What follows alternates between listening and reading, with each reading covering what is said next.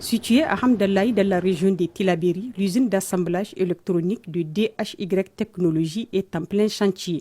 Il s'agit ici de révolutionner l'écosystème numérique au Niger à travers la production locale des smartphones, des tablettes et autres matériels électroniques nécessaires. L'usine DHY Technologies se présente aujourd'hui comme un projet stratégique pour l'industrialisation du secteur du numérique et la création d'emplois pour les jeunes. Les chantiers comprennent deux blocs, l'usine et le bloc administratif. L'usine d'assemblage. Après ça, on a le magasin de stockage des produits. Et puis, il y a un magasin en béton enarmé pour le produit fini. Après ça, on a aussi des bureaux. C'est le suivi de très près par les autorités qui nous pousse à fournir plus d'efforts, car on sent qu'on n'est pas seul et qu'on nous a toujours aidés à trouver les solutions. Nous voulons solliciter humblement de multiplier les accords et de nous accompagner jusqu'au bout.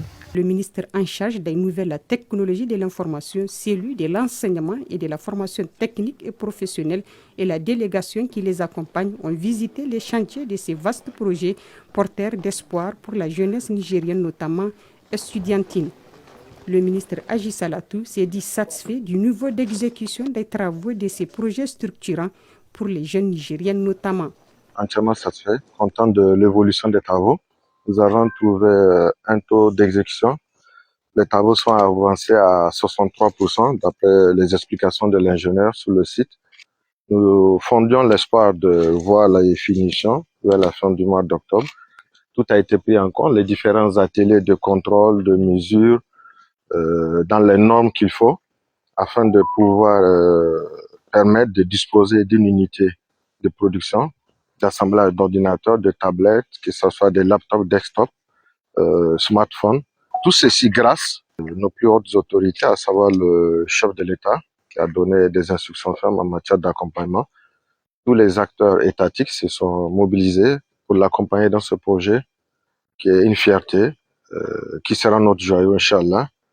Abondant dans le même sens, le ministre de l'Enseignement et de la Formation technique et professionnelle, Formo Moumouni, a salué l'aspect employabilité des jeunes autour de ces projets.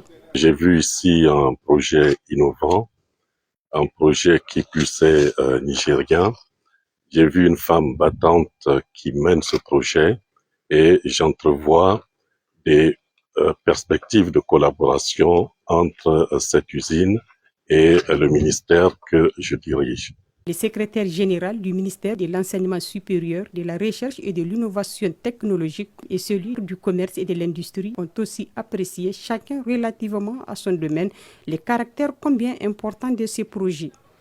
Quand on regarde la lettre de mission de notre ministre, le troisième point, c'est d'engager des réformes pour aller progressivement vers une formation à distance. Et nous avons déjà l'université numérique qui est en train de se mettre en place en même temps que l'usine. Et j'espère qu'il y aura une coïncidence.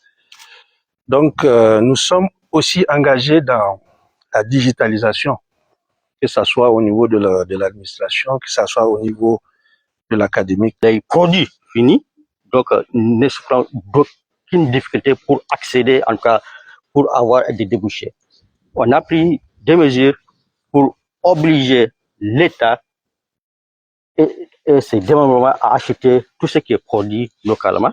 Il y a aussi un quota au niveau de l'importation des produits. Déjà, le ministère du Commerce et de l'Industrie a pris des dispositions pour encourager, pour protéger la production au niveau national. Ont également pris part à cette visite les représentants de l'ANPIPS, l'Agence nationale pour la promotion des investissements privés, et l'ANSI, l'Agence nationale pour la société de l'information. Ils ont aussi situé le bien fondé de ces projets importants. C'est un projet ambitieux puisque l'investissement va au-delà de 2 milliards. L'accompagnement de l'État, c'est un accompagnement énorme en termes de soutien, en termes des exonérations. Donc, on a vraiment accompagné le projet. Et en contrepartie, on a vu sur le terrain, c'est la création d'emplois. Ce genre de projet vient à point nommé. Aujourd'hui, on parle du rapport qualité-coût. Donc, si nous arrivons à avoir des équipements fabriqués localement, ça va être quelque chose de bien pour nous. Les principaux bénéficiaires de ce projet, qui sont les étudiants, s'approprient déjà l'initiative qui, une fois achevée et fonctionnelle, permettra au Niger de produire des smartphones et des tablettes Made Niger. Nous avons cru à ce projet, nous l'avons accueilli à bras le corps. Nous avons d'ores et déjà fait le tour dans toutes les régions, échangé avec nos camarades sur la nécessité d'accompagner Hajia dans l'établissement et de la promotion de ces produits locaux. Cette visite du site de l'usine d'assemblage électronique a été suivie d'une séance de plantation d'arbres en présence des autorités administratives et coutumières de la région de Tillabéri qui se réjouissent du choix porté sur la région. C'est une unité très importante au titre de la région de Tillabéri. Sur le plan industriel, effectivement, nous allons commencer à répertorier et à cartographier cet investissement dans le cadre de la promotion d'emploi des jeunes et en plus de sa portée économique et sociale.